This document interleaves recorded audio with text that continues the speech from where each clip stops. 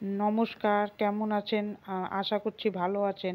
আমিও ঠাকুরের কৃপায় ভালোই আছি।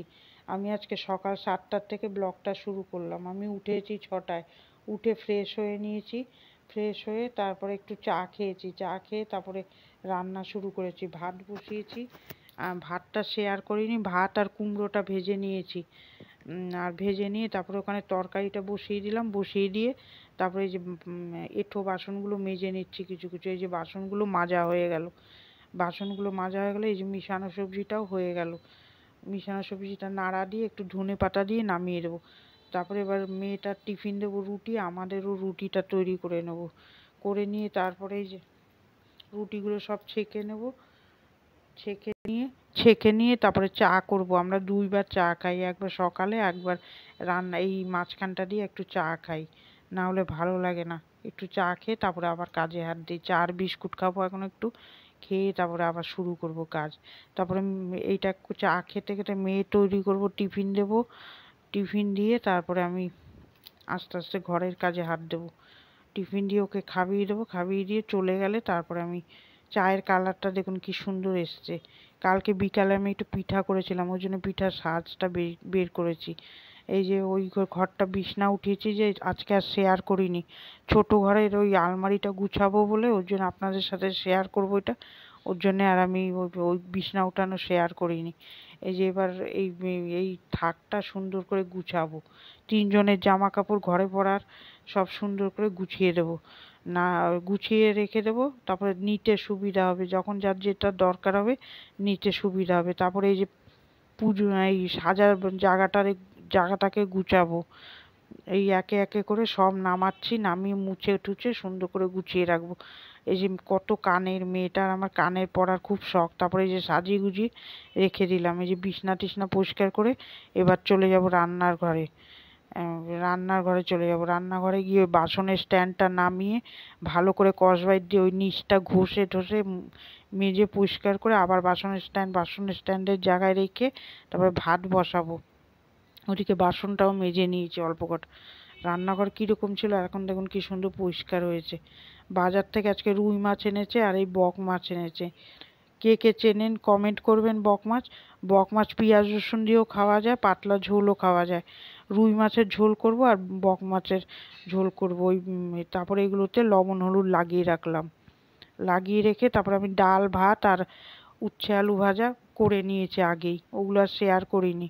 তারপরে পটলের তরকারি করব। পটলগুলো কেটে দিয়েছে আমার বর। তারপর আমি এই যে পটলগুলো ভেজে নিলাম। কড়াইতে একটুখানি তেল দিয়ে তেজপাতা আর গোটা জিরা দিয়ে তারপরে ওটা আলুটা ভালো করে লাল লাল করে ভেজে নেব। ভাজা হয়ে গেলে আদা বাটা দেবো, স্বাদ মতন লবণ দেবো, আর ধনের গুঁড়ো জিরার গুঁড়ো। ওই ওই কড়াইতে কটা পটল আছে ওই জন্যে নাড়াচ্ছি। এপাশে আলুটা দিয়ে কষাতে থাকি। হলুদ দিলাম, ধনে জিরার গুঁড়ো, একটু জল দিয়ে দিলাম পোড়া লাগছে ওর জন্যে। তারপরে ধনে জিরার গুঁড়ো দেবো, শুকনো লঙ্কার গুঁড়ো, কাশ্মীর মির্চ আর চিনি দিয়ে ভালো করে কষাবো। কষানো হয়ে গেলে তারপরে পটলটা দিয়ে দেবো ওর মধ্যে। আর পটল ওরকমভাবে ভেজে না করলে খেতে ভালো লাগে না, জল জল লাগে। ওই জন্য পটলটা যদি একটু আলাদা করে ভাজা যায় খেতে ভালো লাগবে। তারপরে এখানে এই মশলাগুলো দিয়ে তারপরে পটল দিয়ে ভালো করে কষাবো, তেল ছাড়া অবধি কষাবো। কষানো হয়ে গেলে তারপরে জল দিয়ে দেবো। এই যে পটলটা এবার দিয়ে দিলাম কষিয়ে, দিয়ে তারপরে কষানো হয়ে গেলে জল দিয়ে দেবো। এই যে জল দিয়ে দিলাম, কষানো হয়ে গেছে, জল দিয়ে দিলাম, পরিমাণ মতন জল দিয়ে দেবো।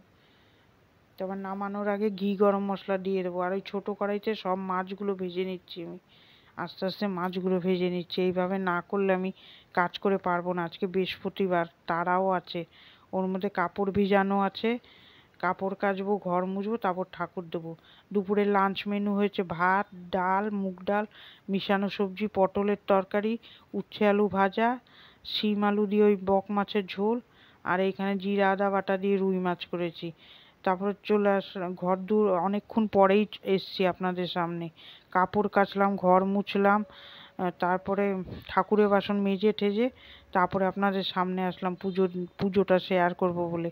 এই যে ঠাকুরগুলো চান করিয়েছি। গোপাল আছে আমার একটা ছোট, গোপালটাকে চান করালাম, জামা কাপড় পরিয়ে এই যে ফুল টুল দিয়ে এবার সুন্দর করে ঠাকুর দিয়ে নেব।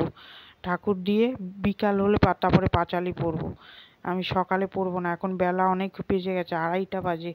এখন পাঁচালি পরতে গেলে অনেক দেরি হয়ে যাবে, বিকালে সন্ধ্যা দেওয়ার সময় পাঁচালিটা পরে নেব। ধুনো দেবো, একটু ধুনো দিয়ে পাঁচালিটা পরে নেব। এই যে পুজো দেওয়া হয়ে গেল, খেতে দিয়ে দিলাম, ধূপকাঠি আর মোমবাতি ধরিয়ে দেবো। তারপরে ঠাকুরের ইয়েটা কি সুন্দর লাগছে দেখুন, সাজিয়েছি। বৃহস্পতিবার সব কিছু পাল্টে দিই, ওদের ওই কাপড় টাপড় পাল্টে ভালো করে, অনেকক্ষণ লাগে পুজো দিতে। পুজোটা দিয়ে নিলাম, আর তারপরে এখানে আমার বর খাবার দিয়ে আসবে, তারপরে খেয়ে একটু বিশ্রাম নেব, তাহলেই আমার সারাদিনের কাজ শেষ হবে।